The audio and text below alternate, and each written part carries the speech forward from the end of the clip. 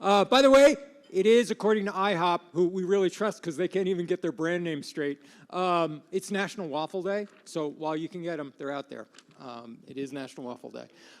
Just a few quick reminders before we start. We have some cool stuff today. I know everybody has staggered flights. It's hard to get out of Tahoe. But if you're not able to catch everything we've got today, remember we're live streaming it and archiving it. So we'll be sending notes, follow-up notes to everyone later or earlier next week. There'll be links back to the videos, so you'll be able to come back and catch up on anything you may have missed and anything you wanted to take further notes on. Also, of course, a special thanks to all of our sponsors. Can't name them all. You see them all around the room. We can't do this without them. And as I said, they are supporting the independence of what I get to put on up here, and I really appreciate that. So thanks to all of them. Thanks to all of the speakers. There we go. Thanks to all of you speakers. Everybody came to play this week. I really enjoyed this. I really enjoyed talking to everybody. One of the things that popped was Jared's idea, really, as we could see the roundtable yesterday, talking about simply basic modes of media buying just blew up. I would love to hear more from the rest of you about the kinds of things, and I'm going to talk to Jared about this too, moving forward as I program both the TV and Video Summit in a couple of months, but also the next Data and Programmatic event, how we can start building some of those topics into the program, because obviously you really want to talk about them, and I want to make sure that we bring some of those on stage. So I'm always looking for ideas from all of you. Just ping me at MediaPost. I'm always open and willing to hear, and that all came out of Jared's response to the last event. So we're going to start off today with another cool idea that Philip Bryant from ASICS brought to me, which is moving beyond the idea of viewability. That viewability is just the start. Beyond that, we need to find ways of gauging consumer attention, what they're paying attention to, what we need to do to engage them more carefully. And he's going to talk to us today about the ways in which at ASICS he's used a number of tools, digital platform providers to break through a lot of the walled gardens, to bring those metrics together so we can better understand whether once he's got their attention, they're paying attention and what they're paying attention to. Philip leads the digital media effort at ASICS. Before that was at Mullen Lowe. Please welcome Philip Bryant.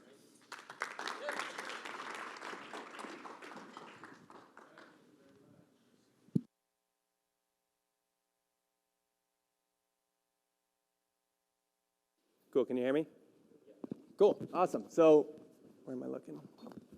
It's interesting. So when I was thinking about a premise for this talk, I was thinking that, we've been doing a little bit of work in this space, but viewability is really not a topic that we've been hearing too much about in recent, right? It's an old topic, came out, 5, 6, 7 years ago.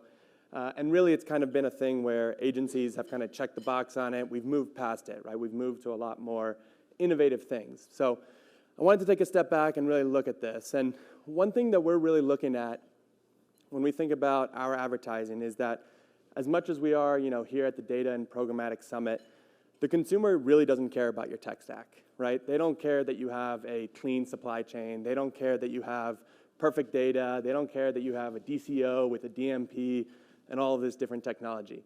What they really care about is the brand, right? The brand, the creative, and what speaks to them. So I think it's interesting when we think about what's going on, especially as we look at consumers and brands and how they interact, is really how can we make sure that our media is in the right place so that consumers actually pay attention to our creative. So I know it's a Data and Programmatic Summit, but we got to think about creative as well. Green button. There we go. Really quick background, what is ASICS Digital? We are a subsidiary of ASICS Corporation. ASICS Corporation is a 70-year-old sneaker brand founded in Japan, actually. It was actually founded post-World War II with our founder was trying to reinvigorate the Japanese youth post-World War II. So it wasn't a big cash grab. It was really just to kind of reinvigorate the youth of the Japanese culture, which I think is a little bit unique. We have 3 major brands under the umbrella. So we have ASICS, which is predominantly performance running shoes. We have Onitsuka Tiger, which is what I'm wearing today, more lifestyle shoe. And then we have Haglofs, which is a Swedish outdoor company, think like a Patagonia, very limited in Europe.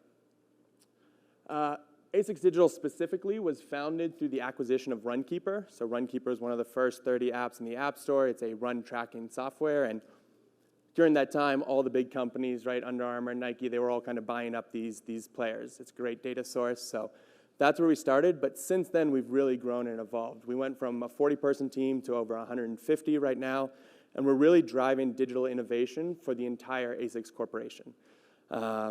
Really what that means is that we're handling things like e-commerce platforms, we're handling loyalty, membership, paid media, all the different consumer touch points, digital consumer touch points, we're trying to push. And so our team is really, the goal is to enable our regional teams, so ASICS America or ASICS Japan, the actual selling organizations, we try to enable them to drive success. So why is this still a thing? Why is viewability a topic or even in a session title in 2019? The IAB came out with their most updated standards, I think, in 2014. So again, very old topic. But before we jump in, can I do a quick raise of hands? How many people here are actively working with an independent measurement partner? 1, 2, 3, okay, handful. How many of those brands do you guys have an internal mandate or an internal target that you guys are trying to push for things like fraud, viewability, brand safety? Okay. And then are any of you guys actually using this type of data as well to inform future creative or planning and strategy? Okay, cool, yeah. So I think we're going to go through a couple examples of how we're using this as ASICS. So we're starting with this granular, data point, viewability, but really expanding much more to that. I know there's a lot more cool topics we could be talking about, right? A lot of this we talked about today. We have machine learning, we have AI, we have personalization, and we have more challenging topics too, right? Data fraud, I think that was a big piece yesterday from the Emoto team. Never really thought about the same fraud in the data space, so that's really interesting. We have privacy regulation, we have all sorts of things going on. So I want to take a step back and really quickly address why it's still a thing, at least for us. So it's an old topic, right? And agencies have been mastering this for a while. But when we think about our global benchmarks, what we see globally, and not just US, this is from this is from Moat, their Q2 benchmark, we still see across display extremely low viewability percentages. We see 57% on desktop, 54% on mobile, and not that much better in video. 67% desktop video, 57% on mobile. So again, it's an old topic, right? We kind of beat the dead horse, but it's still costing advertisers millions of dollars a year purely on wasted media that was never seen. I'm of the mindset that if the ad wasn't seen, there's no way it can have an impact on our consumer. I know that might be a little controversial. There's been some talks earlier today or this week how performance still works even if you have very low viewability. I'm happy to talk about that later. And I also want to address two things. One, just because we're talking about viewability today does not mean this is kind of the core component of our optimization, right? This is not the most important factor. I know there's a lot of issues. And two is I'm not pushing for 100% viewability across the board and, fear-mongering that viewability is the end-all, be-all. So I just want to make sure that's very clear. So outside of the millions of dollars that advertisers are currently spending on non-viewable media, it comes to our second point, which I think has been discussed very well during this conference, and it's in terms of the data. I'm not going to belabor this point too much. I think there's been a lot of discussions, good discussions and talks on this data, but what it boils down to is crap in, crap out, right? If you're doing MTA or if you're doing manual optimization or manual insight development, how certain are you that the insights you're gleaning from that data set, how confident are you that that's the right insight if 50% of your ads were never seen? So that kind of goes into it. Also, MTA solutions, right? They're ingesting all sorts of log-level data from the ad server. Some may be ingesting also viewability percentages, but I haven't seen one that actually does that very well. And lastly, the walled gardens. We use an independent measurement solution very well. I think it's very helpful to level the playing field across the different walled gardens, right?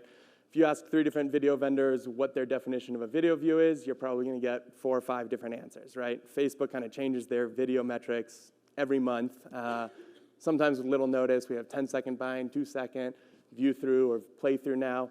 But really, we like to use one independent tool that sits across all of our different channels and different platforms to really understand the equal metrics. I also like that I was Googling walled gardens, but this is a pretty good one. I like, if you can see at the very top, you see Orkut still around. So this is from 2008. And it's funny to see that, walled gardens has been a thing for a long time. Nothing new here. So these are some of the reasons, we think viewability is important. And so when I started my job here at ASICS about 2 years ago, originally my task was to really get the lay of the land. What's going on across all of our different regions? Pre-2015, ASICS was operated very autonomously. So what's going on in ASICS Japan is very different from ASICS Europe. ASICS Australia is very different, again, and very little in-house capabilities or in-house understanding at a global level. So very quickly, we went out and we kind of audited all different types of things of media. And when we think about our independent measurements, so for viewability, brand safety, fraud, we saw that we really didn't have a solid grasp or a cohesive grasp globally.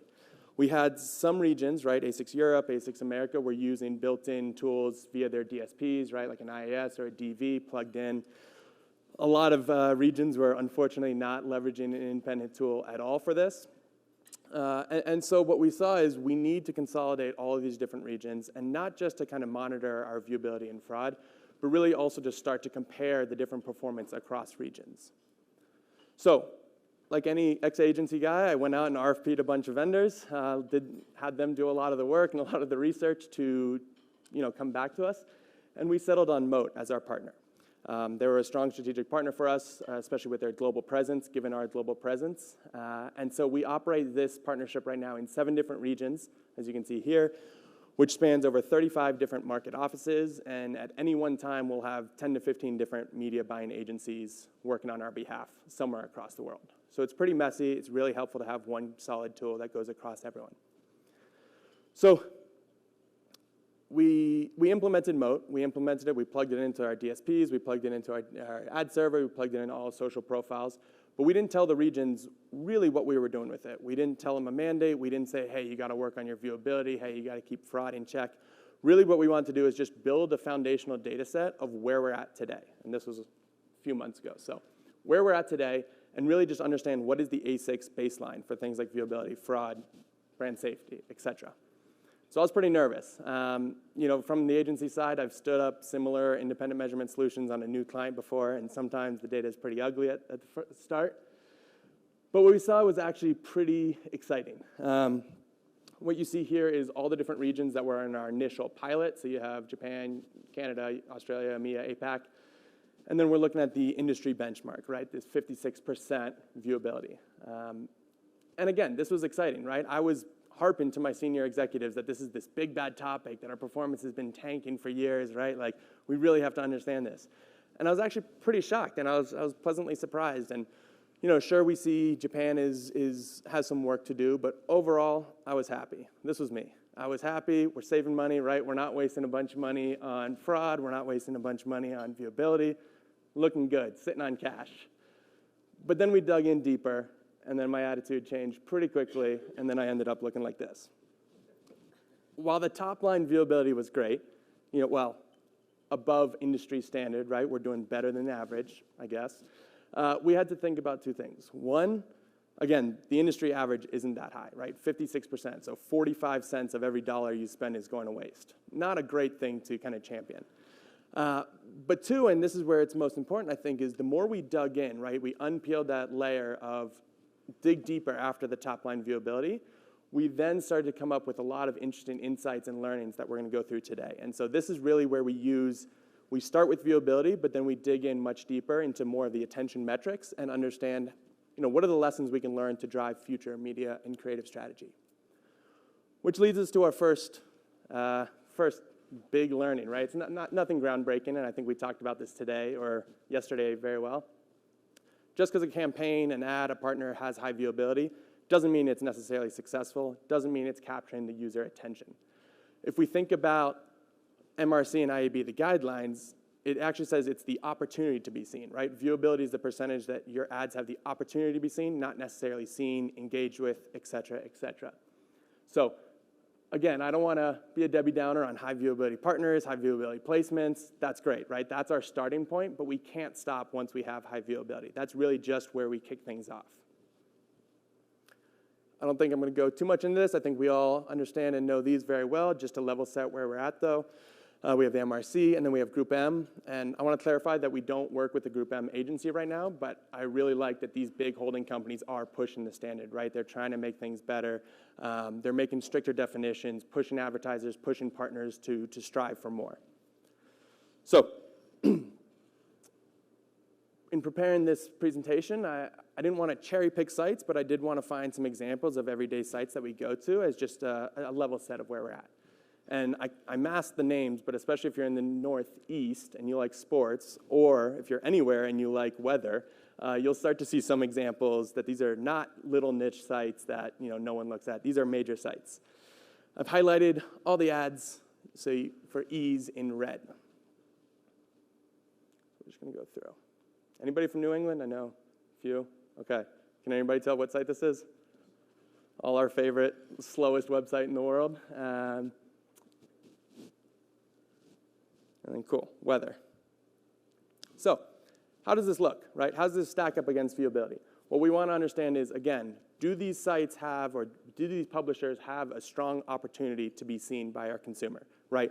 Do we give our creative a fighting chance to be noticed and then actually do creative's job? Perhaps, right? But also perhaps not. And if we look at the MRC scorecard, if we're looking at viewability based on their definition, we're at 100%, right? Every single page that we just saw, we were on it for a second, they were all in view, or at least 50% in view, 100%.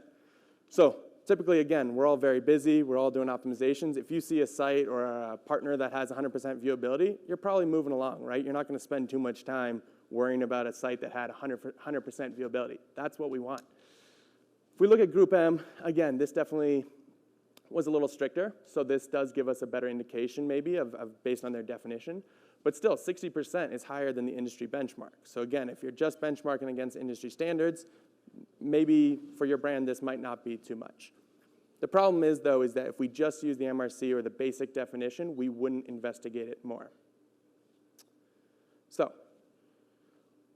while viewability is strong, what we wanted to do outside of our down-the-line performance metrics, ROAS, all of that, we wanted to use a couple other proxy metrics to help us dig into attention and the attention garnered from our advertising.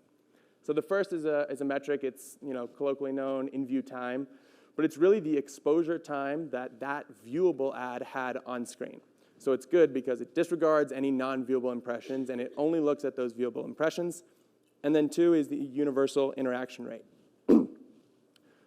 Most people don't click on banners, that's long, we all know that, but for certain units, certain rich media, certain experiential pieces, maybe gaming, you will see that looking at some sort of engagement rate in a relative sense, right, not pure absolute, but looking at it relatively is a helpful indicator sometimes. So this is, we're gonna jump back into our data set from our audit, and this was the top 5 placements, or publishers, sorry, from a recent campaign we ran. So this is all live data, obviously masked the websites. But really quickly, we see some standouts, right? If we look at just viewability standpoint. We see website 1, 2, 78, 82%, that's great. We also see some pretty poor websites performing, right? 54% viewability, 38% viewability. As a budget owner, if you see that a major publisher, you're wasting 60 cents of every dollar you give it, you're gonna be a little upset. Finance procurement, they're getting a little bit smarter too. So if you do these large partnerships and they realize 60 cents of every dollar is going to waste, that's an issue. So we wanted to look, well, the other thing to keep in mind too is if we go through standard optimization techniques, right? Again, we're very busy, we don't have a ton of time, maybe it's algorithmic. You'd probably want to cut websites 3 and 5, right? That's kind of a no-brainer. Site list optimization is a big thing. We'd also probably want to put websites 1 and 2 into a high viewability whitelist, right? These are kind of all-stars from a viewability standpoint. As long as the performance metrics are doing well, cool. When we look at our in-view time, right, an additional proxy metric, additional metric for attention, we see almost the exact opposite.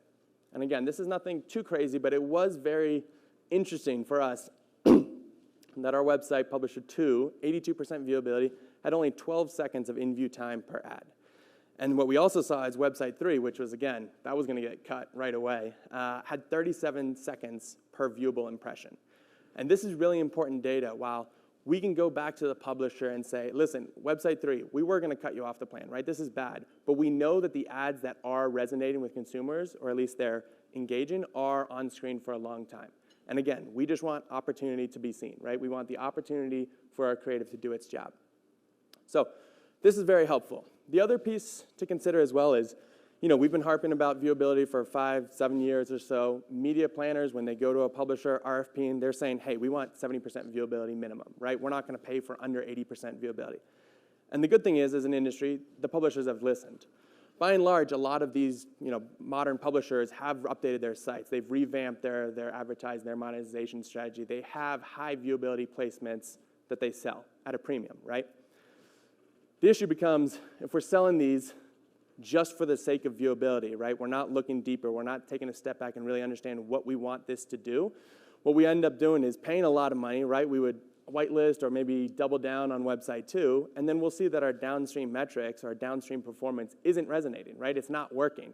And we have to understand why that's not working. So this is really helpful. And so, again, this is not something you can do across all your publishers, your DSPs, you're serving across thousands of websites. But if you are running Publisher Direct, or if you look at your site list from your DSP and you see some standouts, right?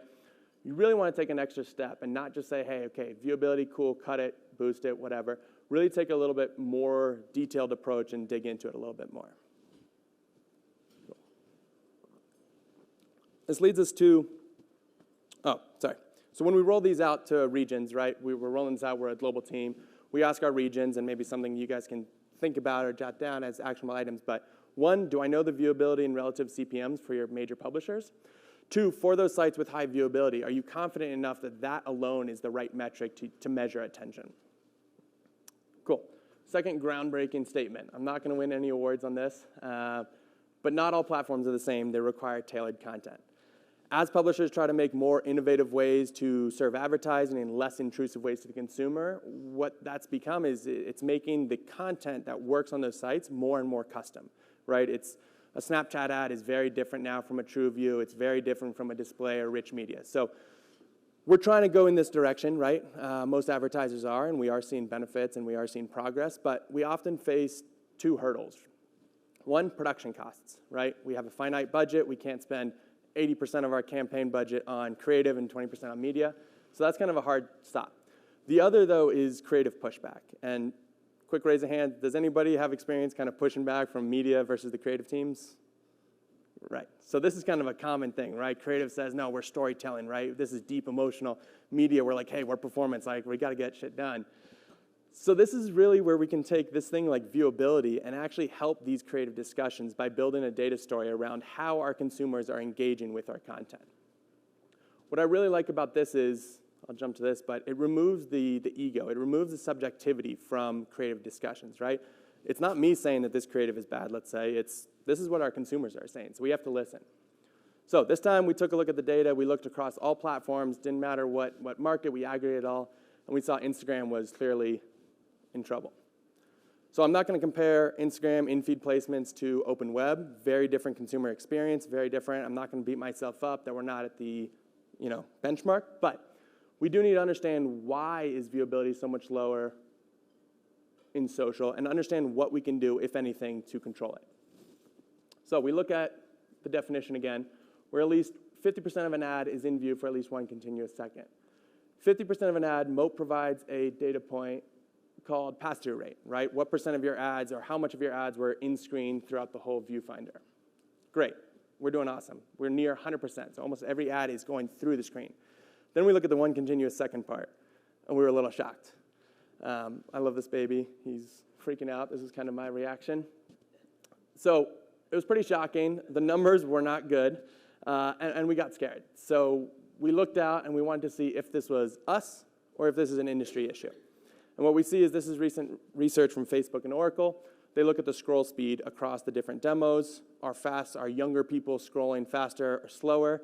And what you can see, unfortunately, if you're a brand also going after Gen Zs and millennials, which most people have a target for, they're scrolling really quickly.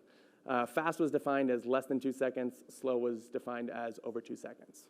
So this is kind of the industry. I reached out to my team. I asked my wife, please, hey, just send me a video of you scrolling through. It's a very small focus group, right? We have a focus group of 4. But I don't think you need expensive research to understand how consumers are engaging with Instagram, let's say, this topic or this platform we're looking at. People, whatever the research says, and I'm sure you all agree, you're not looking at each post, watching the entire video, reading the caption, engaging, absorbing it all, and then move to the next, right? We spend enough time on Instagram. You'd take days, right, if you looked at every single post.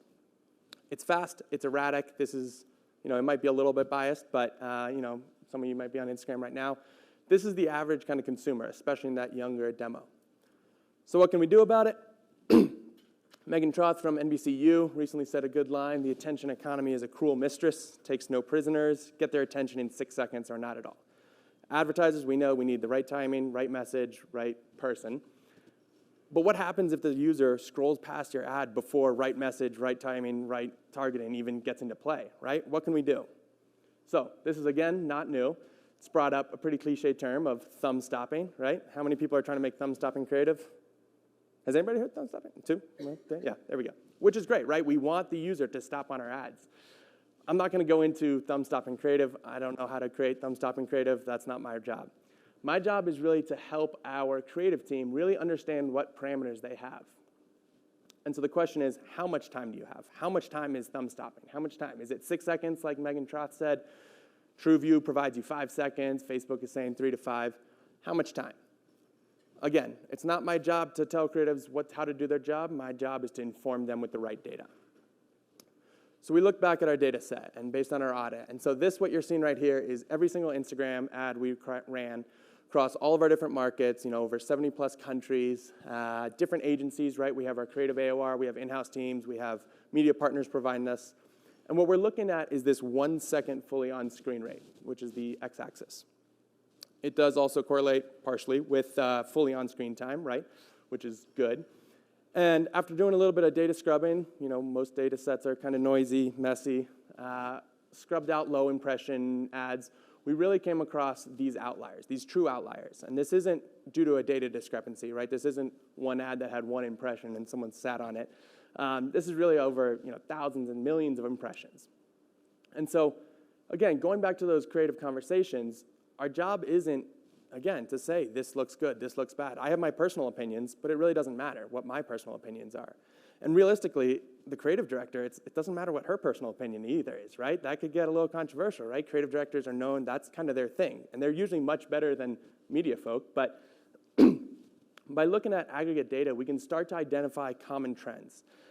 Not saying that one ad is going to create a learning or a lesson, but if we look at 5,000 Instagram ads and we look at 100 million impressions, we can start to kind of see what some top-level trends are.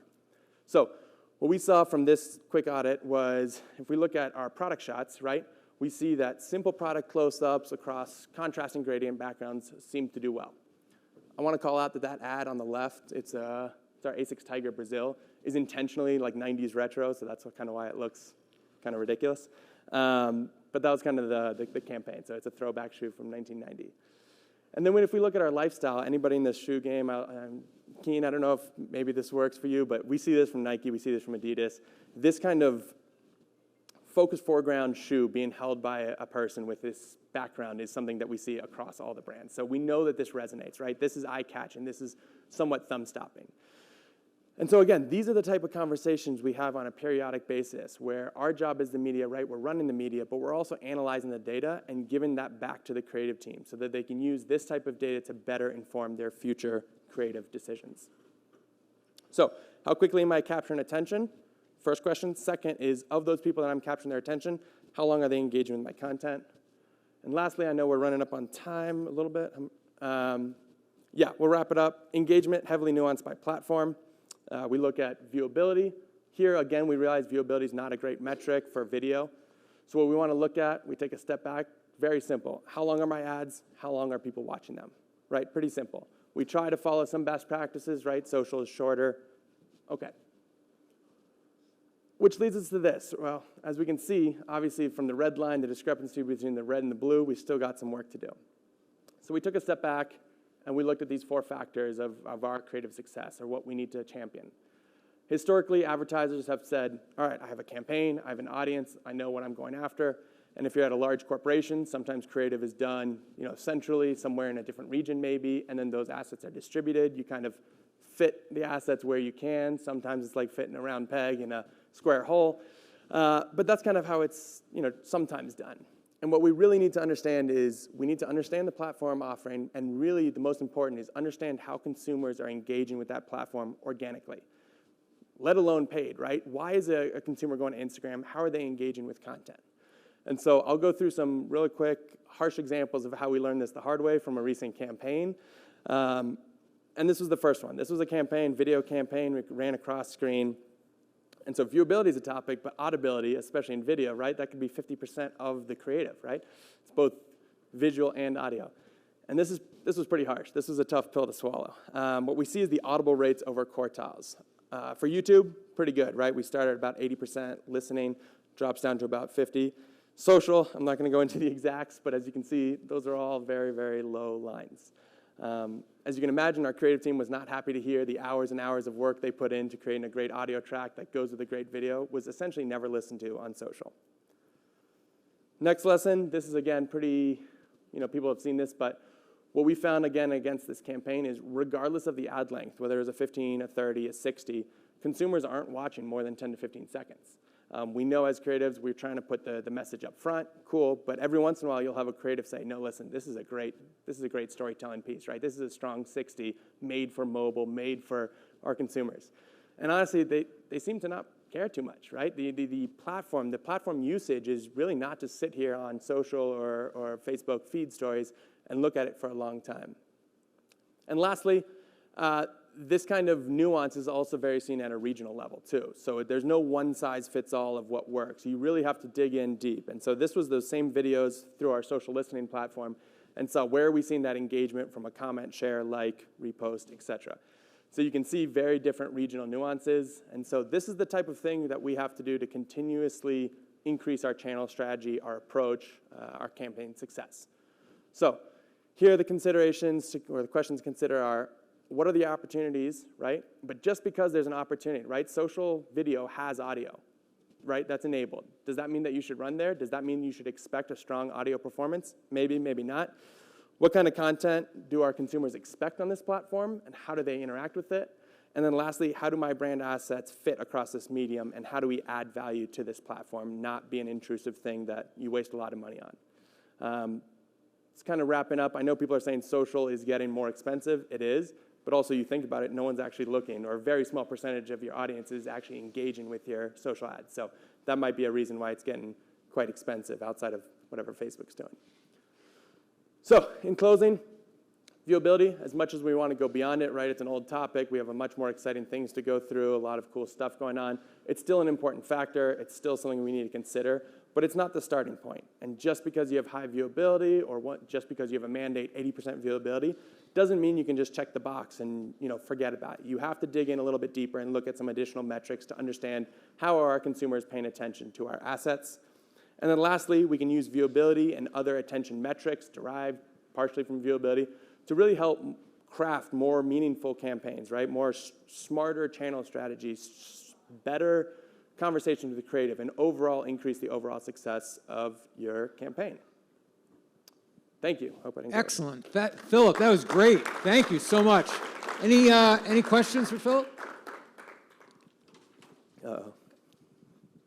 Hey there, Philip. On one of your slides, you had a top 5 websites, and you were showing viewability.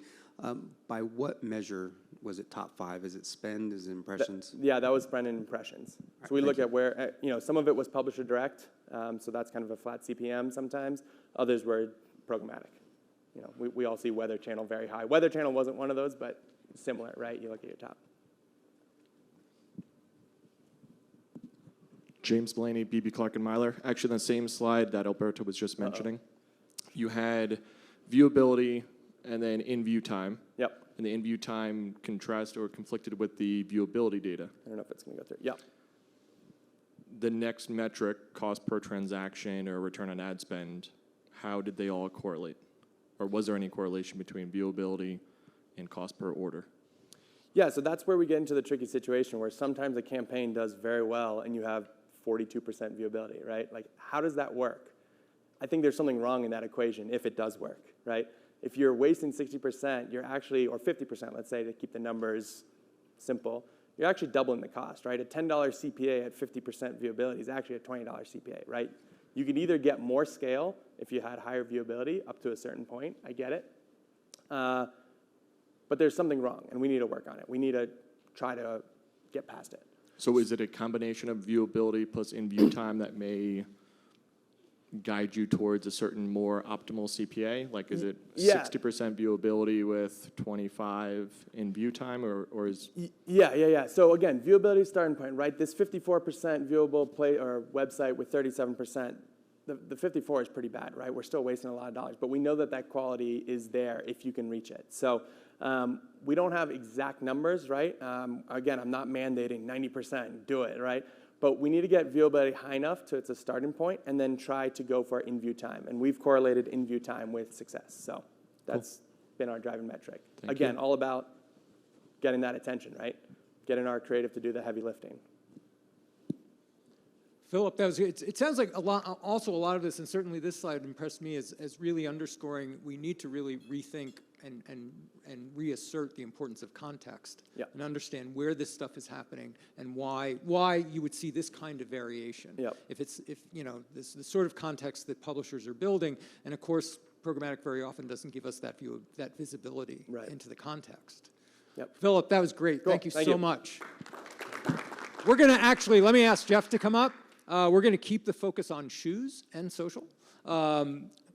Jeff Snow is the Senior Social Media Manager at Keen Footwear. For those of you who are not familiar with Keen, Jeff's about to tell you what it is. We've had Keen with us a number of times over the last couple of years, a very values-driven brand that has a natural place in social. And he's going to, as a preamble to our session on video fragmentation, he's going to talk about what it really means for a marketing group to go all in on social and how they did it at Keen. Please welcome Jeff Snow.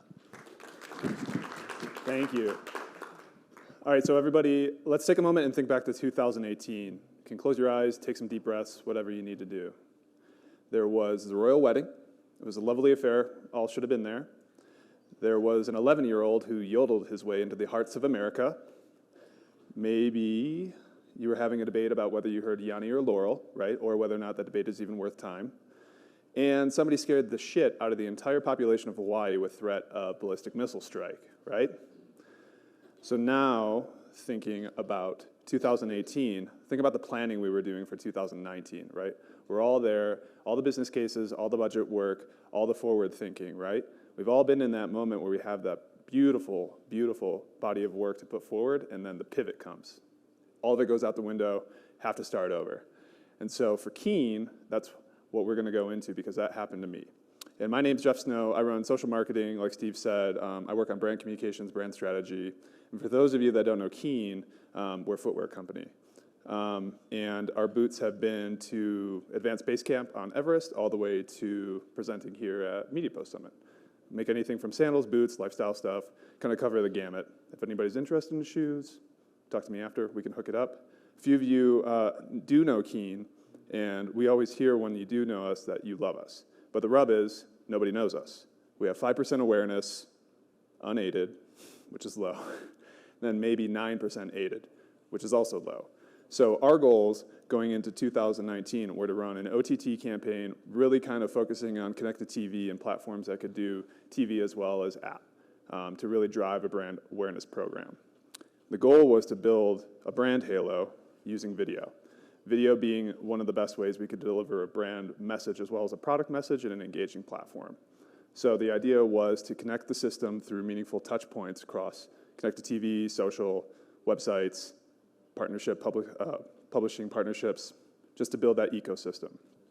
And as the pivot happened, we had to peel away the OTT component, and we decided to go all in on social, thinking that we could leverage video-based platforms to kind of build that halo still. And by social, I mean Facebook, Instagram stories, Pinterest, and YouTube. And so kind of evaluating the ecosystem that we built for this presentation, I kind of bucketed like some insights based off of consumer, content, and activation.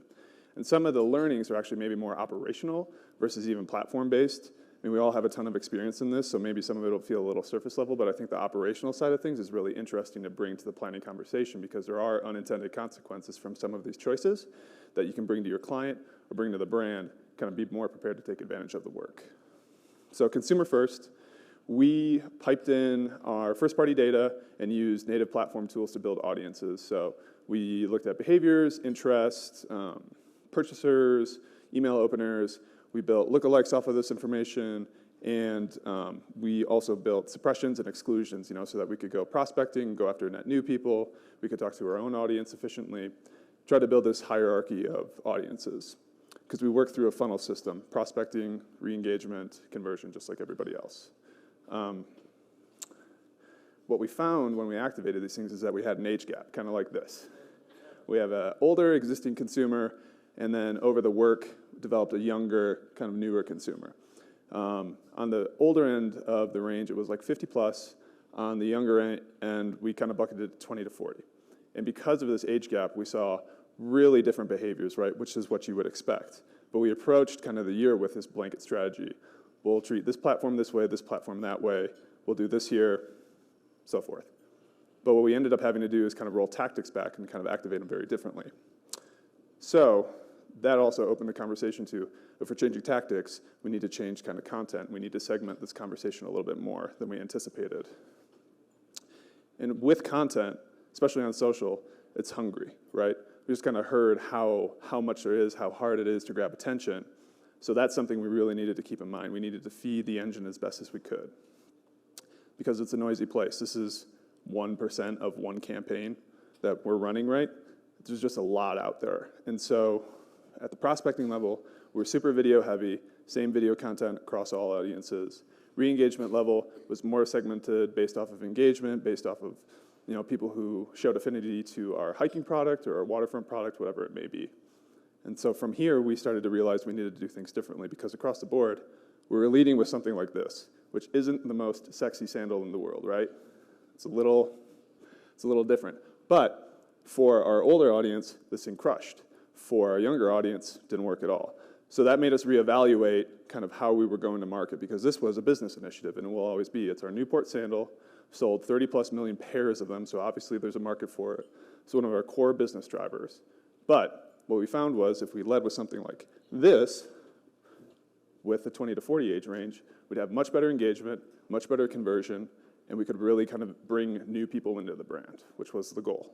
So we started to flip things around, focus on products that were socially friendly, right, whatever that means, and really kind of pull new people into the audience, then start introducing our core styles after the fact, right? Show them the things that matter to us after we show them the things that matter to them, which kind of leads into the activation side of things. And here, we started to more revenue faster out of prospecting level and re-engagement level. We were able to introduce more brand-centric styles after the fact, kind of keep driving that core business. And we were also able to get really cost-effective.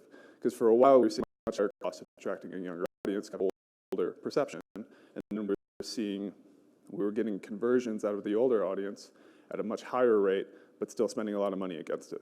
So we kind of flipped it around. We stopped prospecting, or we stopped using the video content, we stopped using the re-engagement content on the older audience at all. We only showed them sales-oriented messaging. And that enabled them to get to the site, get to the shopping experience much faster without us wasting dollars. And then we were able to use this to get younger people in, start moving down that cost. The other thing that started to happen for us is with the investment into social at the rate that we were seeing a dramatic rise in mobile traffic, right? Not to be, or to be expected, but keenfootwear.com isn't the best mobile optimized site. And after the decision was made to do this, we realized that we needed to really think about what are the mobile enhancements we need on our own platforms that can help take more revenue or more email signups, more things, more people out of these audiences and put them into our database, make them customers, make them passionate for us, right? That's a consideration that hadn't been talked about before because, we make the decision to jump into the media dollars. You don't really know how it's going to work out all the time. And I think that's one of the interesting learnings is thinking about the causal effects down the road, excuse me, from making this choice. Oops. And what actually ended up happening from a halo standpoint is the 15-second videos, 6-second videos, all the things we were putting out there really started driving these effects outside of channel, right? We could see the clicks, we could see the conversions, but there was a lift in search, there was a lift in all these ancillary channels that weren't necessarily part of the strategy. So I think it's really interesting to think about it as, you know, if you're going heavy in video, do you have the right SEM tactics in place? Do you have the right welcome streams in place? Do you have the right segmentation strategy on the people coming in to make sure you're communicating with them as effectively as possible to retain them, right? Think about it as a nurture program. As soon as somebody buys, you want to make them a loyalist. So how do you do that? You nurture that passion. So if you are going all in on a channel, you're kind of missing the broader picture, and I think that's a really interesting learning and something to consider. And I think there's also an appetite for a different type of conversation that needs to come with this, because we switched our product priorities around, which meant we were serving, you know, millions of impressions against things that weren't necessarily identified as priorities. But we were then serving maybe a lower number of impressions on things that were the priority because those impressions were more valuable, if that makes sense, right? We used the broader net to pull the meaningful people in and gave them the real message. So kind of that prospecting to re-engagement to conversion, which worked for us. And we had to have a lot of educational conversations along the way, but they're still happening, as they always do. But we have much more of an appetite for kind of going down this path and exploring more of these kind of going all in activations, or kind of hyper investments is maybe a better way to put it, to really kind of access net new people, drive awareness for Keen, and really kind of get more strategic and more tactical about how we grow our brand awareness. It's super top level, I know. It's pretty fast, a little conscious of time, but hopefully that helps. If you want to talk any more about it or you want some shoes, let me know. We can talk after. Jeff, thank you. Stay right there. Hold your questions, because we're going to bring Hannah and our panel up to broaden this conversation into video fragmentation generally. While I've got you up there, Jeff, one quick question. What was behind the decision to pull from OTT? Budget primarily. Just budget? You know, we were looking for a way to develop that TV-like experience without the cost of TV, but, you know, OTT still has a substantially higher CPM for us, and we're limited in resources, so it was just kind of limited budget. We definitely see the value in it, and we're pursuing that for this year, or 2020. Take a seat. Hannah, come on up with everybody. This is Hannah Farmer, who's the Associate Media Director of Programmatic at Good Apple. We're going to expand this conversation now into, of course, everybody's choke point, which is video fragmentation. Video fragmentation is probably going to be with us for the foreseeable future as we still wait for standards to, in terms of measurement, some sort of parity of CPMs across different platforms. But what are media buyers doing now to try to knit together reasonable media plans out of this fragmented video environment? So please welcome Hannah and our panel. Hi, everyone. I've been assured by a few of you in the audience that the last panel of the day is the liveliest and most engaged audience, so we have high expectations. So I was thinking about kind of this panel, and I promise I'm not going to talk too much because I'm going to let our panelists shine here, but I was thinking about video and fragmentation and all the discussions that we've been having this week. And really and truly, I think from my experience, when I go in a room or a conference or a meeting to talk about programmatic, it's not very often that everyone in the audience is like, all right, we're going to be talking about video today. And that's like the first thing on their minds. So I wanted to level set with some data. So about $36 billion in digital video is going to be spent this year, according to eMarketer's Q2 report. 29 billion of that, so roughly 80%, is going to be purchased programmatically. So when we're talking about the overall programmatic ecosystem, just shy of 50% is video. So there's basically a 50-50 chance anytime you get in a room to talk about video or to talk about programmatic, that it's going to be about video. So it's a huge important topic that I know we've been waiting all week to speak about. So with that, I want to allow our panelists to introduce themselves. And then I would love to just hear, like, what is the biggest area of fragmentation that you've been grappling with of late? Okay, well, hi, I'm Greg Anderson. I'm the managing director at Zaxxas in the U.S. And I guess we'll go down and do introductions. Please go for it. I'm Krista. I am VP of Marketing for Satva. We're a D2C luxury mattress brand. And I'm Jeff Snow, you just heard. Thanks, guys. Yeah, so Greg, if you wouldn't mind kicking us off, I'd be curious to hear, like, we know that there's a lot of different themes in the fragmentation area of video, right? So we've been talking a lot about how you organize your buying teams or how you think about different screens and channels and tactics. I'm curious kind of like what's the biggest area that you've been dealing with? Yeah, so at Zaxxas, we view video across not just digital, it's also how does that tap into some of the traditional forms of video and how can we coordinate with the TV buying teams. But, when you look at video, there's a lot of fragmentation just in the channels, devices, formats that we have to operate across. So, some of the limitations that we see there is obviously at the device level, you have different types of walled gardens that you need to operate in, mobile IDs to household IDs. And then, you touched on a good point around just organizationally. A lot of companies are still set up where they have TV buying teams and they allocate specific budgets to them versus digital.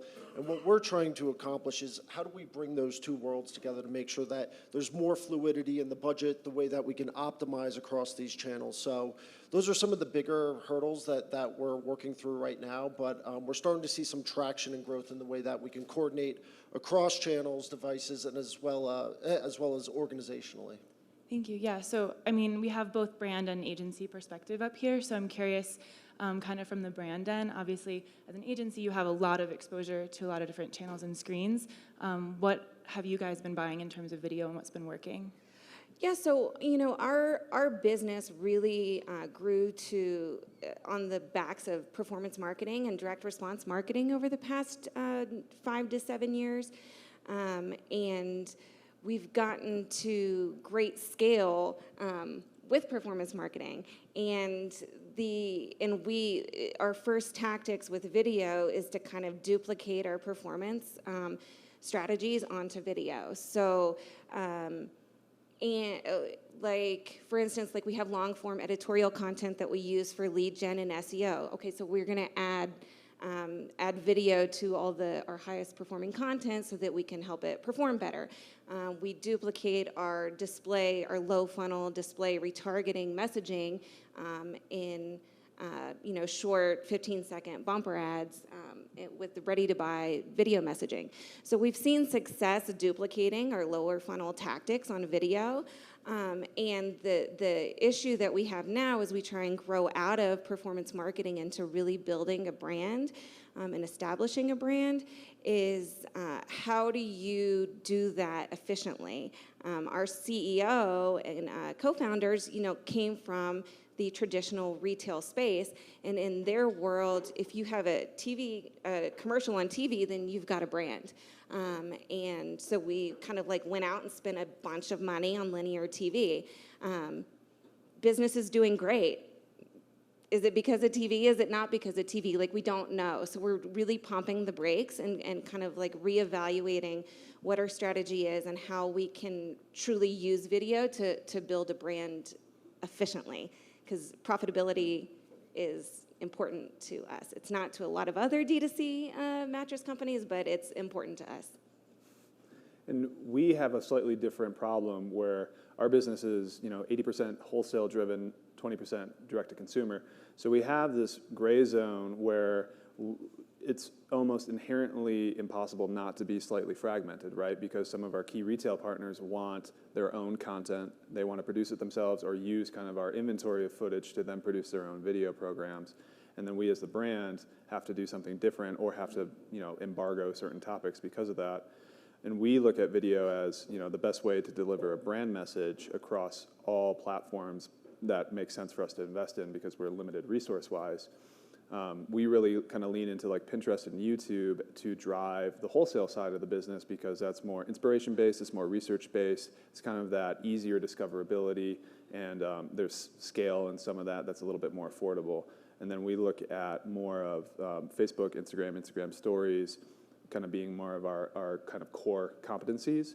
But we're challenged in that we have so many different messages for each product family, for each brand in each region, that we really have to look at how to efficiently build that body of work, make it look, feel, and behave the same way, but then hand it off to other people to do something with it.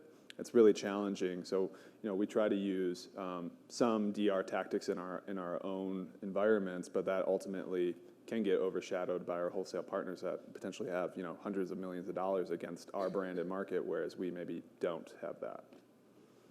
Yeah, so I'm hearing a couple of themes here, right? So I think we're talking and digging into how you're activating across different audiences. So I want to circle back on that, but first, I know the discussions this week have been really focused around how you're finding that North Star in terms of measurement. So I'm just curious how you guys have either not found it and what your stopgap solutions are, or what you found work. So I'll take that. So one thing that we've done is actually created something we call our COI score. It's a custom outcome indicator.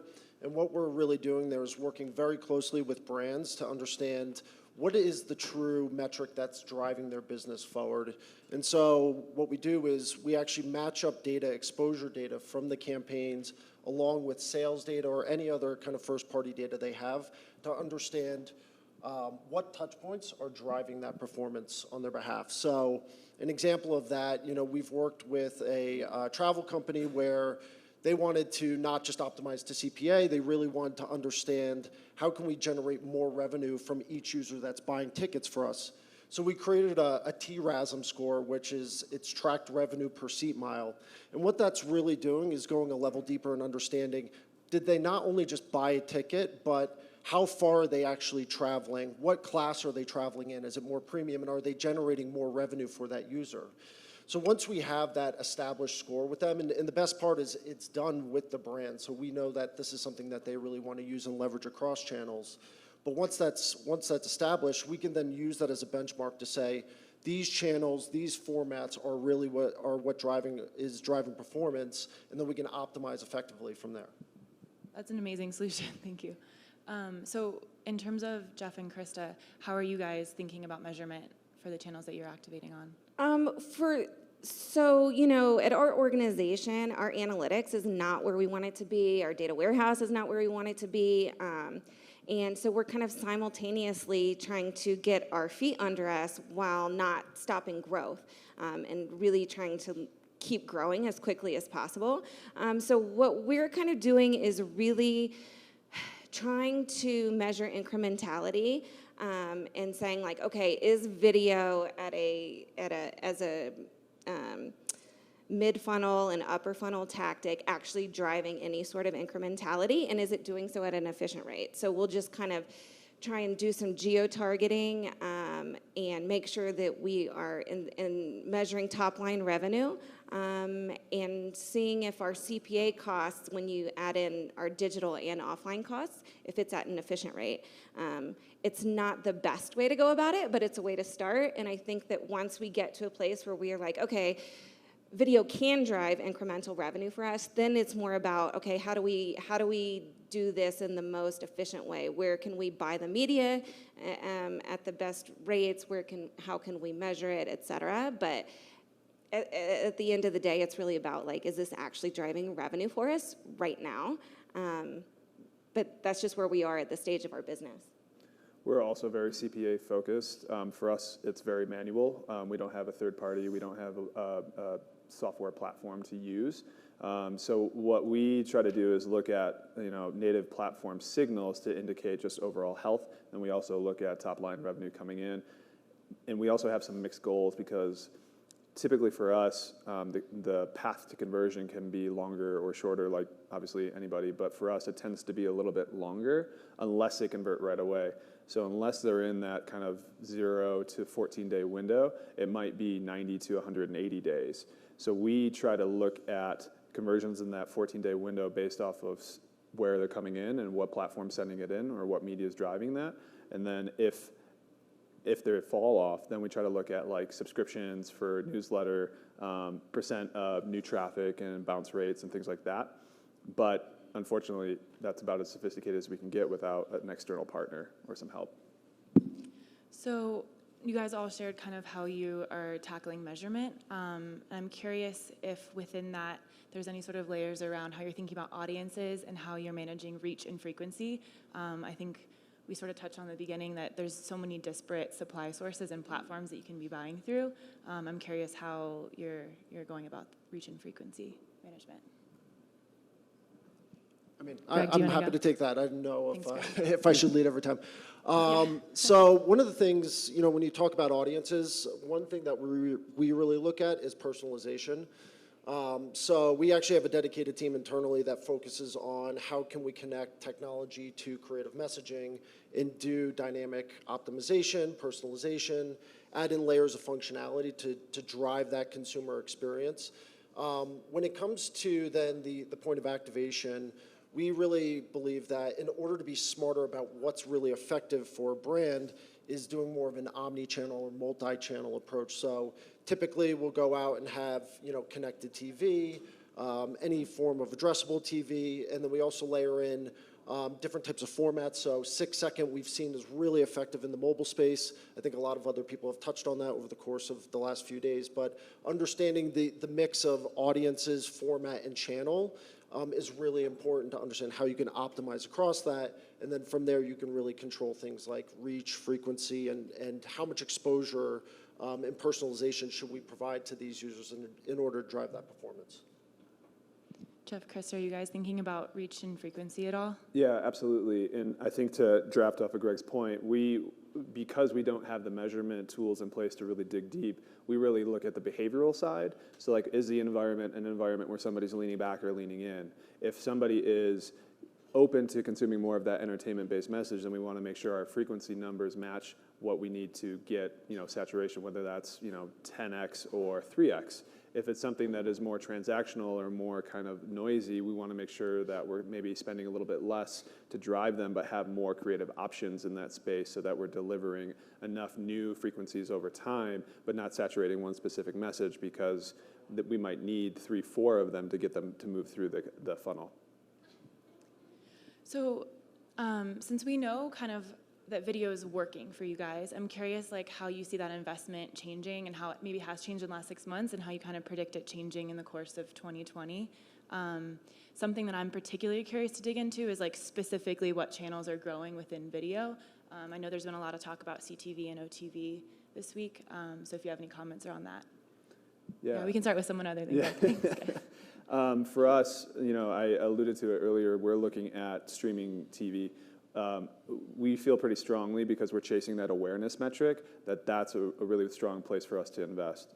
The exact budget breakdown is still to be determined because we're still classically waiting on budget, but I'm kind of thinking that we'll spend 60 to 70% of our total media budget against TV-like environments. And then I would also include YouTube as a part of that too, as really kind of servicing both, again, the wholesale side of our business as well as our own. And I just think that there's a nice behavior similarity between the two environments, depending on what you're going after.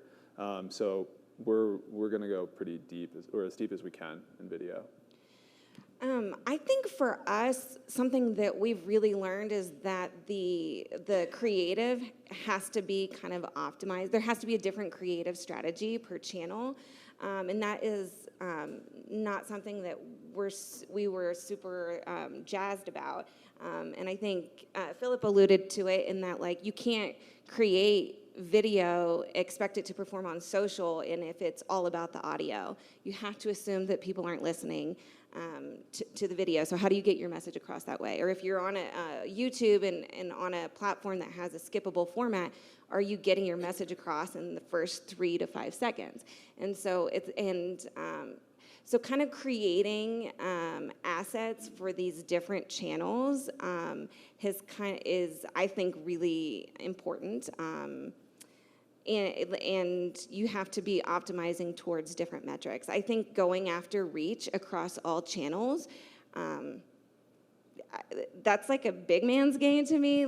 For people that are like us, that are trying to perform, it's not just about can we reach the most people most often. That's never. You're gonna waste your money that way. So you got to create and optimize towards engagement and things like that. So I don't know. Reach and frequency is important, but that's you got to, you got to grow into that, or at least that's where we're at.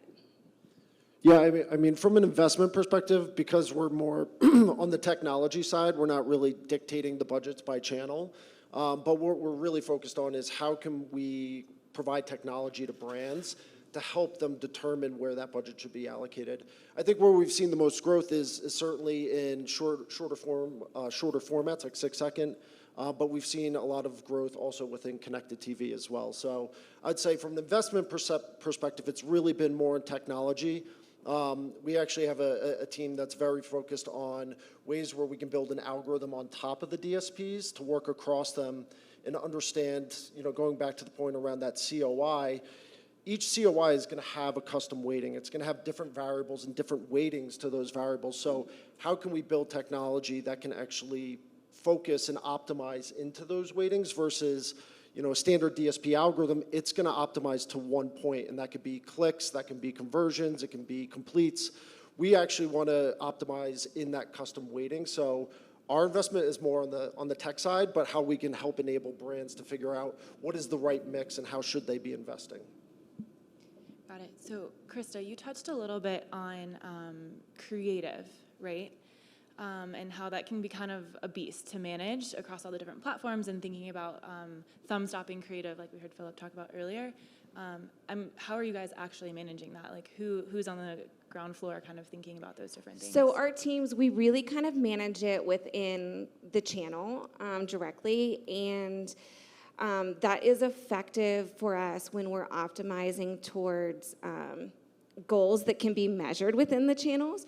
But where we're at now is that, and the reason why I'm here is, okay, how do we track and measure across channel holistically and match back our users across into one spot? That's really what all this is about, right?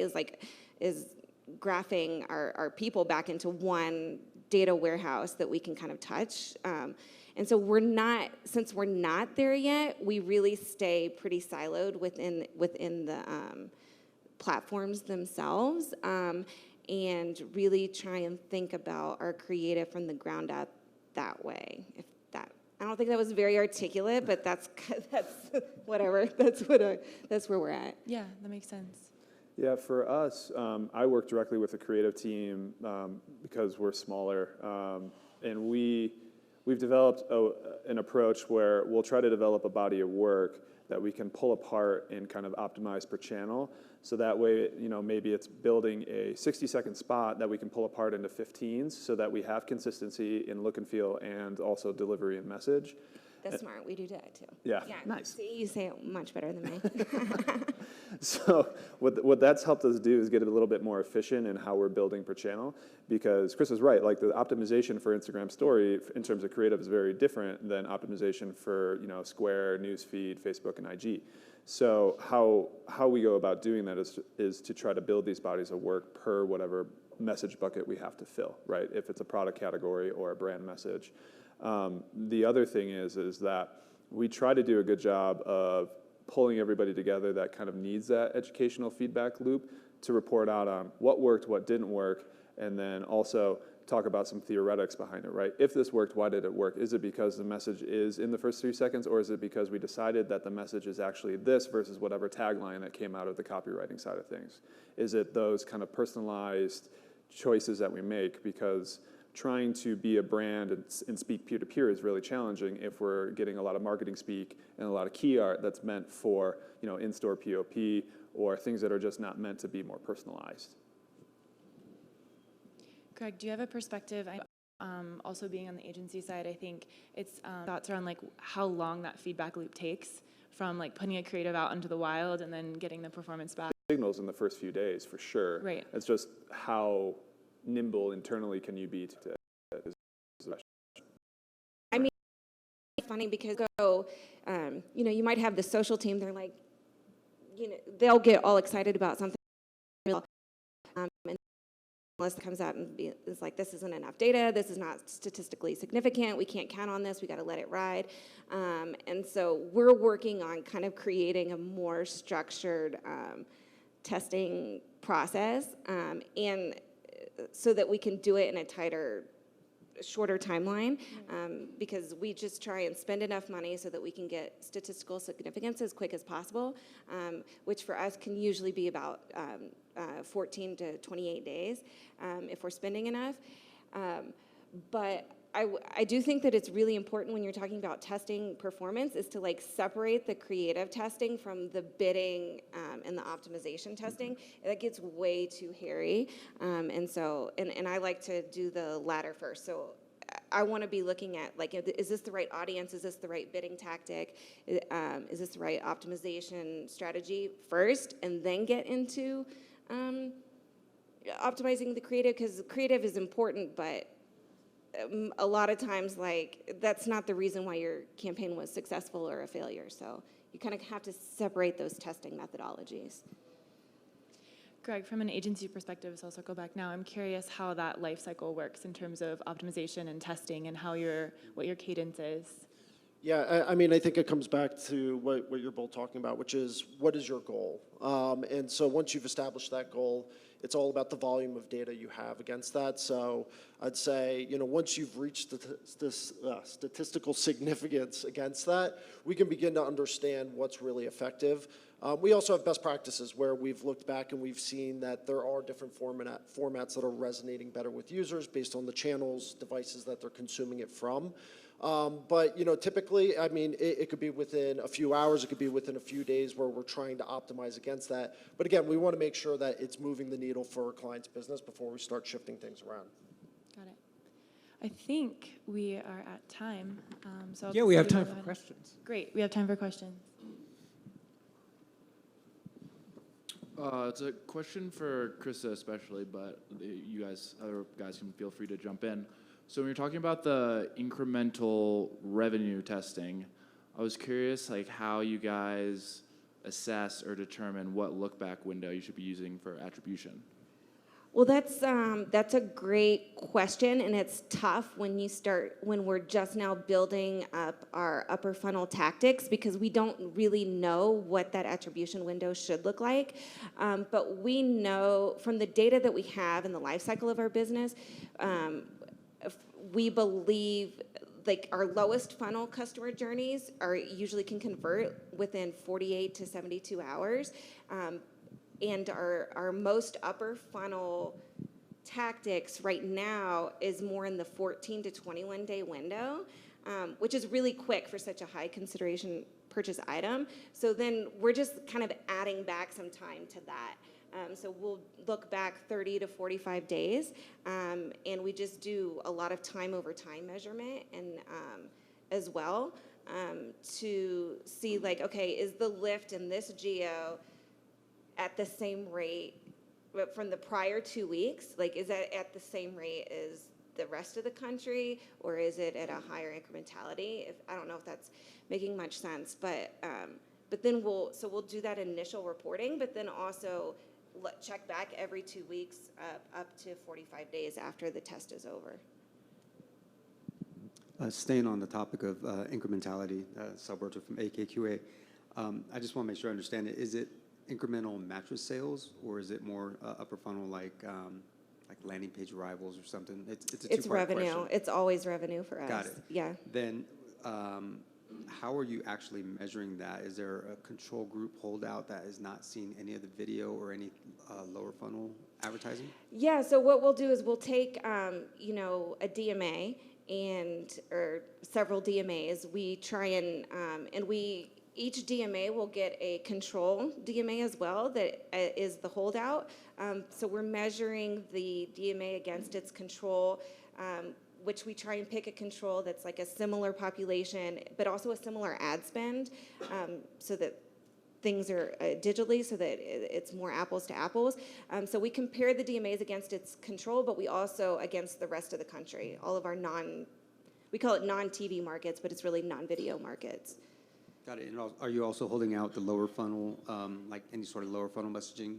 No, we tried that and we thought about it and we were like, what the hell are we doing? Why would we stop spending money where it's working? So no, we don't do that. It's just about adding in the media, not taking out any other tactics. And my goal is once we figure out a way that video is really working, I expect those lower funnel costs to go down, and then we'll start talking about pulling, taking those other channels out of our mix. But not yet. How do you tie the upper and mid-funnel video tactic and the incrementality that it might drive to how it's actually pushing it to the lower funnel? I don't know that yet. And that's why we're just looking at top-line revenue as a step one of, like, is this improving the revenue in this market, or are we wasting money? And then we can decide, okay, how is it working? How is it affecting our other channels? How can we really do MTA and like folding that into that tactic? But that's the only way we could move forward, because we tried to do this for years, and like top line revenue incrementality is the only way that we found to actually be able to move forward where we feel comfortable spending in that channel. Great. Well, this was fantastic. Thank you, guys. We're going to continue this. Jeff's going to lead the roundtable in this in about 20 minutes. Thanks, guys. Thank you. Thank you. And of course, remember, we're actually going to be doing our whole event on October 20th through the 23rd. It's just going to be on data-driven video across digital channels, OTT, data-infused TV. We're going to be doing that on Montauk, Long Island, in October. So if you're interested in that, please let me know, because we're going to be drilling more deeply into this. I wish that that Ashley and Cicerone had brought this case study to me earlier, because I have been so I had more time to bring it earlier into the schedule, because I have always been dying to get more content into this event, in particular on location data. And this case study that they brought to us at Cicerone is doing with Mall of America, Sarah Johnson, who's the integrated marketing manager at Mall of America, Ashley Evanson, who has been here many times before, is the director of emerging media at Cicerone. The ways in which they're using location data to target likely shoppers, to pull them into the gravity of Mall of America, but also on the back end, track foot traffic as a result of those campaigns. Please welcome Sarah and Ashley. Woo! Thanks for the warm welcome. So, as you mentioned, I'm Ashley Evanson. I'm the Director of Emerging Media and Ad Solutions for Cicerone. So, as you mentioned, this is such a great case study. I reached out to him. I'm like, we did this awesome offline attribution for Mall of America, and I really need to share it at a Media Post event. So kind of why we're here today. So I'll let Sarah kind of kick it off with explaining what she does, and for those that don't know, what is Mall of America? Yeah. Can everyone hear me? There we go.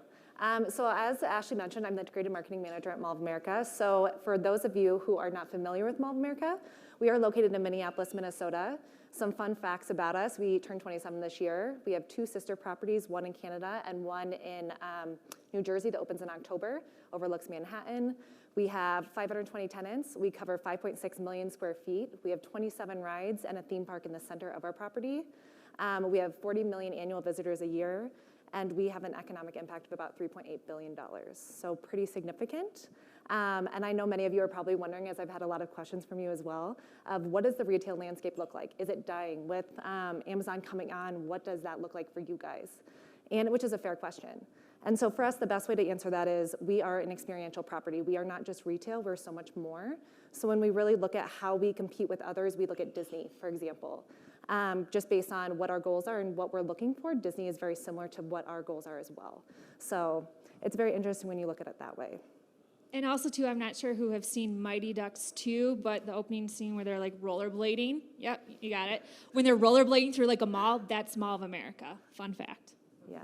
So to put it into perspective, too, from a tourist standpoint, so this map outlines what that really looks like for us. So we are a very tourist-heavy destination. So we have 80 travel packages from 36 countries and 5 different continents.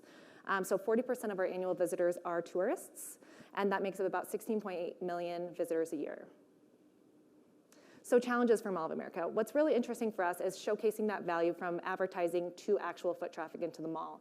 So not only once we get people into the mall, but then frequency of stay and then repeat visits after that is our primary goal and the biggest challenge for us. So when we were choosing and vetting agencies this last year for holiday, we put out a bunch of RFPs. We were looking for those really big ticket ideas and what that looked like, but also not only from a creative standpoint and whatnot, but how is that going to drive traffic back to our space and how do you track it?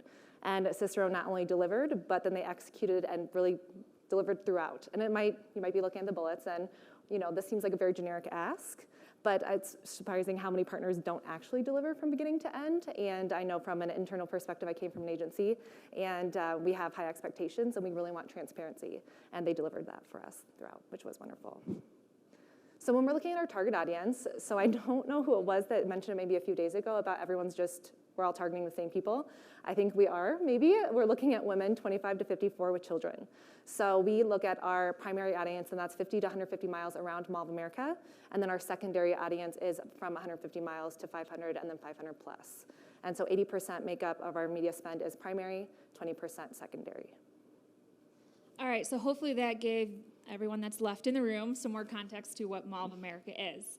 So when we first started working with Mall of America about a year ago, they had traditionally did a lot of direct insertion orders with partners, like a direct insertion order with Cargo and Spotify. And I know Manny was talking about this a little bit yesterday, kind of comparing, contrasting when to do a direct deal versus when to do programmatic. So our goal was to take a lot of their direct buys into the programmatic landscape so that we could provide this full attribution circle.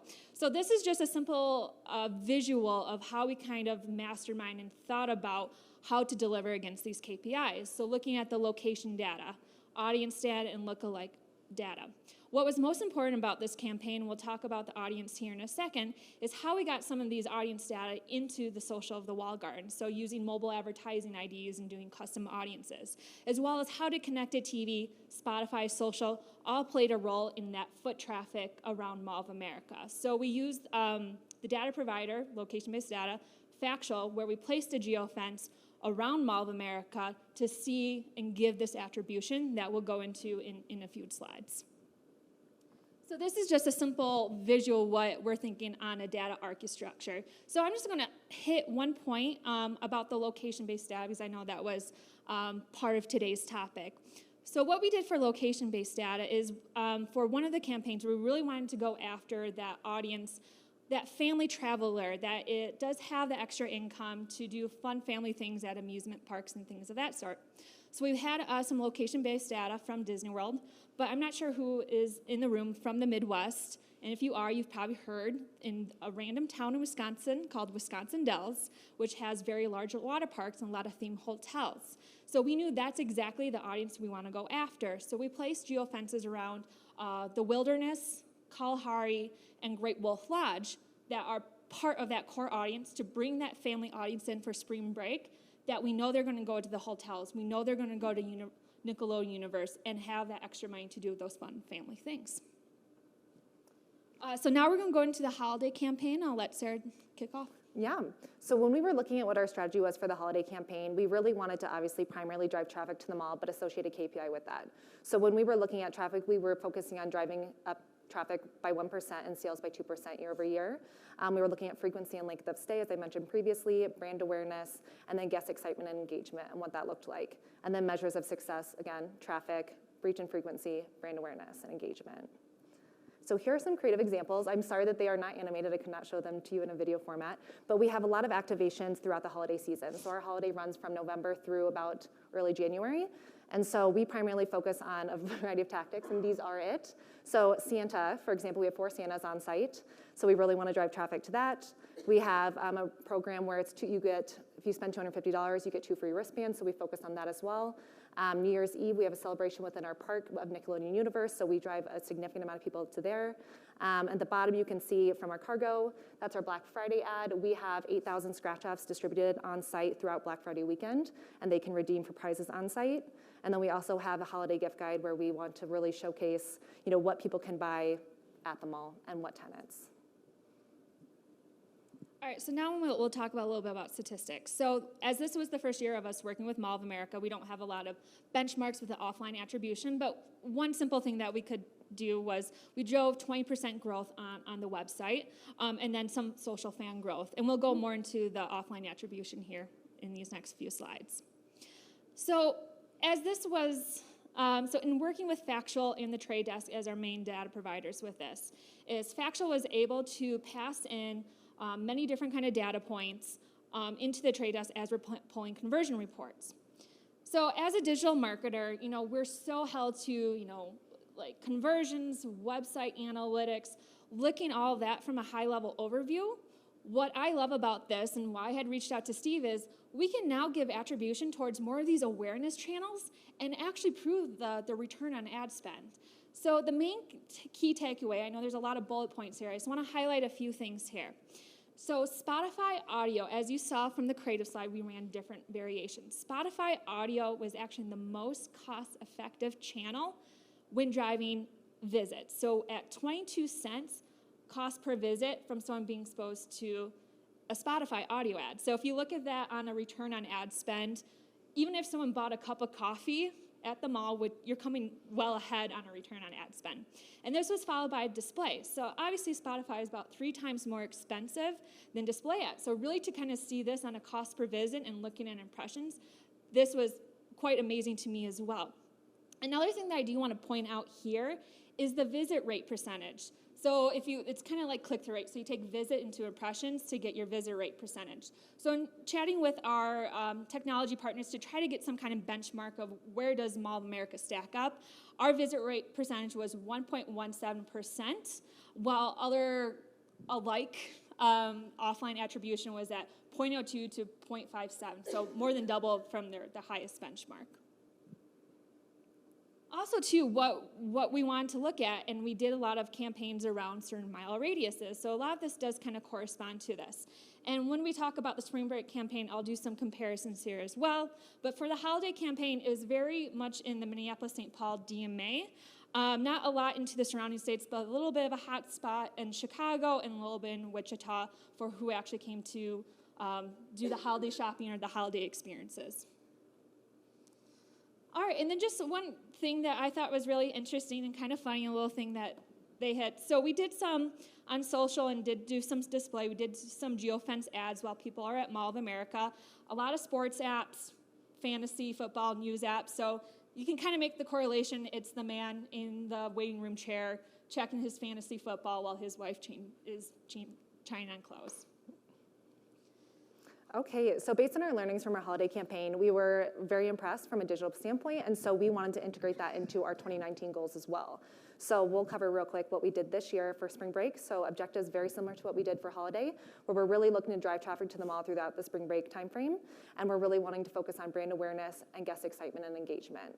So when we're looking at measures of success, we're looking at that traffic, reach and frequency, engagement, sales and revenue, and then impressions.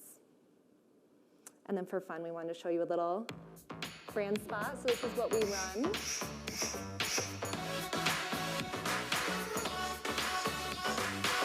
If I can't hear the music, if I can't feel it, turn it on.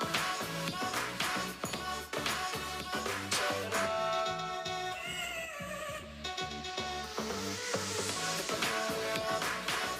If I can't hear. Shop, play, and explore at Mall of America. So it's pretty vast, and we actually have a new brand spot launching this next month. If you guys ever want tickets, let me know. More than happy to provide them to you guys. Keep me posted. And actually, I just found that out yesterday that she could hook me up with tickets, so. Take advantage.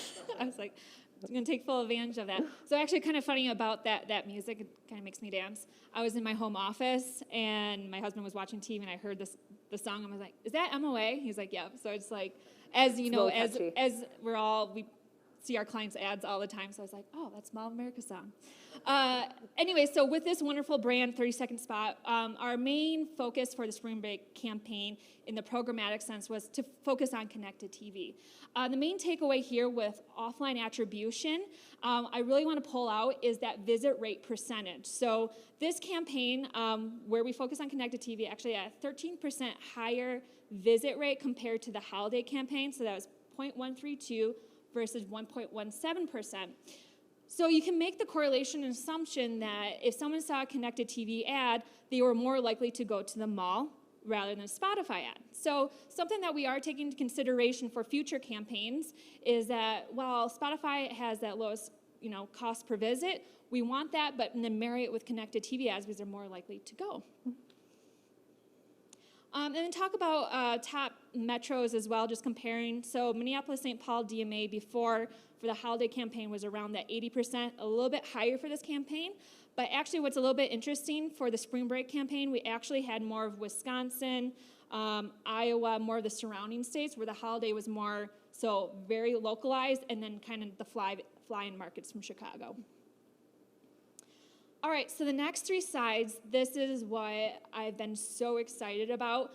So compared to the holiday campaign, we actually had more data points that Factual was pushing to us in the spring break campaign, and actually there's more stuff for the future, and we'll get that into a little bit.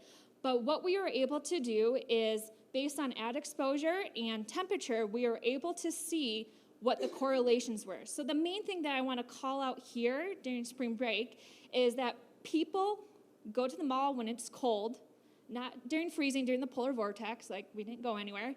And the smallest audience was when it was 50 and above. And if you're in Minnesota and it's springtime and it's 50 and above, you're outside in a t-shirt and you don't want to be inside. So just a key takeaway, people go to the mall when it's cold, and I'll have Sarah add some more color to that as well. Yeah, so we already have weather-triggered ads throughout the winter season with our traditional partners, so both radio and TV locally.